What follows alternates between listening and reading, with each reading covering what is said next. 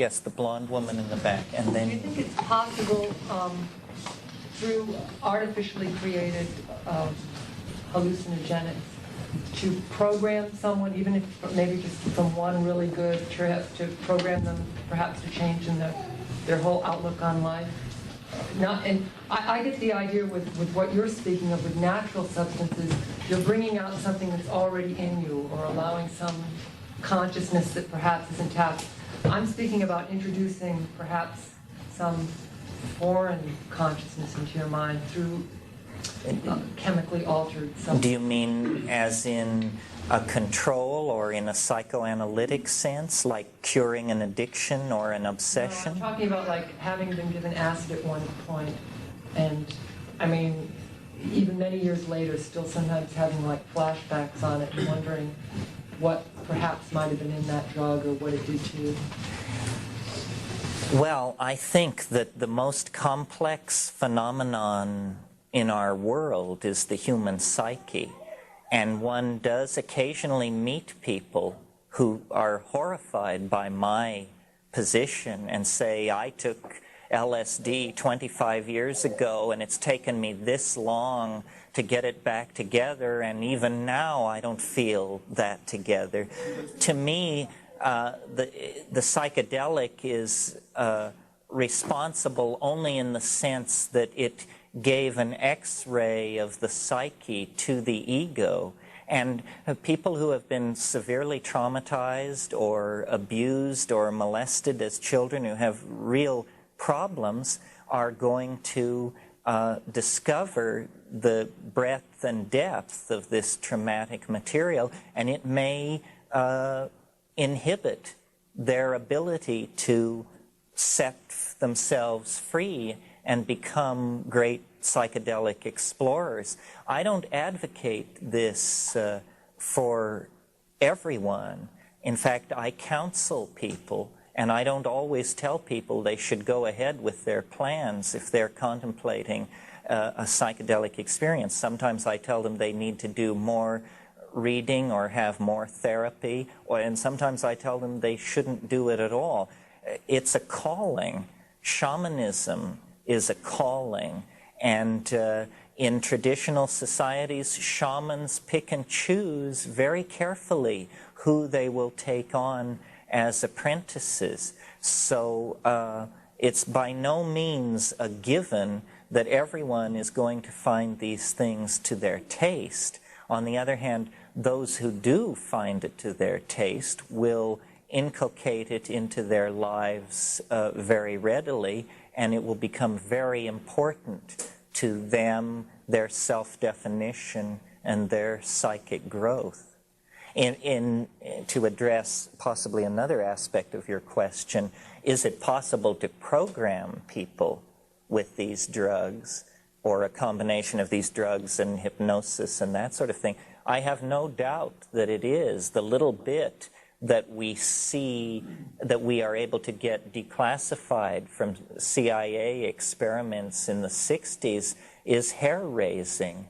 I mean, they dreamed of people who would commit acts of violence or assassination and then completely forget that they had done it. Now, how far down the road with these kinds of programs they got, we don't know to this day.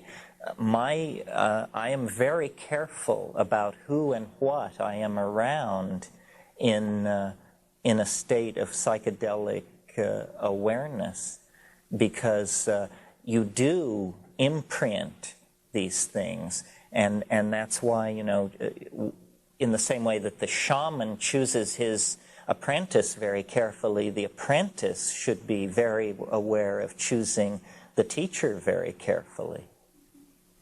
You, sir.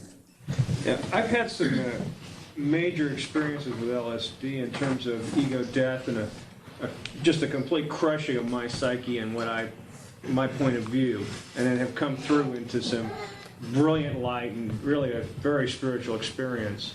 And I'm only now starting to play with the mushrooms for more of that experience.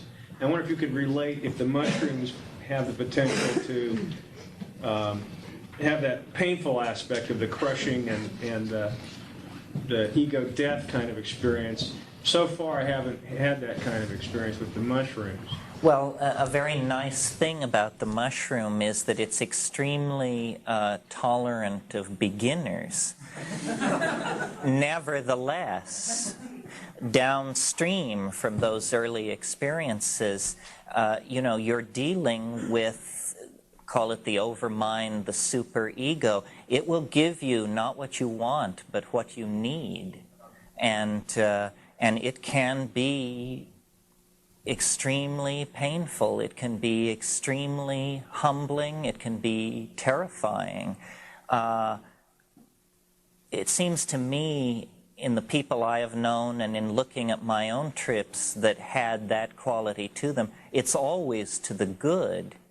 The ego is completely obsessed with control and wants everything to be ameliorated and presented in easily digestible increments and to proceed along an orderly program of unfoldment.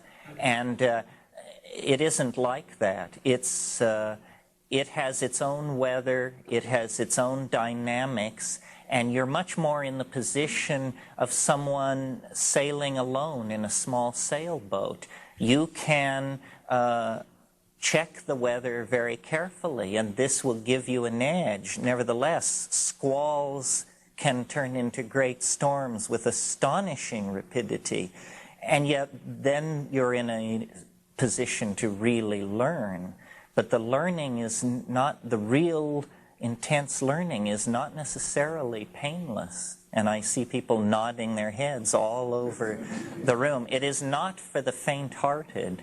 You know, I mean, it just simply is not for the faint-hearted.